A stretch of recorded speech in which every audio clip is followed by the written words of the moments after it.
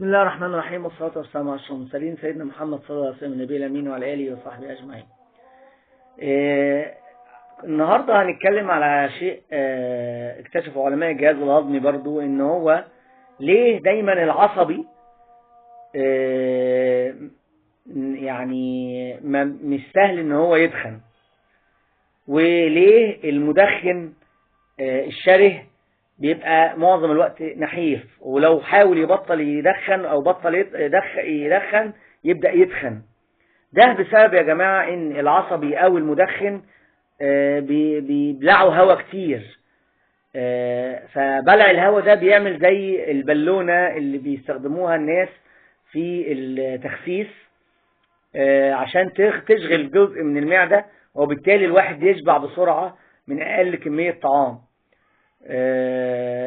فسواء العصبي بيبلع هواء كتير وهو بيتعصب او بيتنرفز، او المدخن وهو بيدخن بيبلع هواء كتير، فهي تلاقي معدته مليانه هواء، دي بتسخن حيز كبير، فيجي ياكل ما ياكلش وجبات كتير، او بتبقى نفسه مسدوده في معظم الاحيان. حبيت اشارككم المعلومه المهمه دي، والسلام عليكم ورحمه الله وبركاته.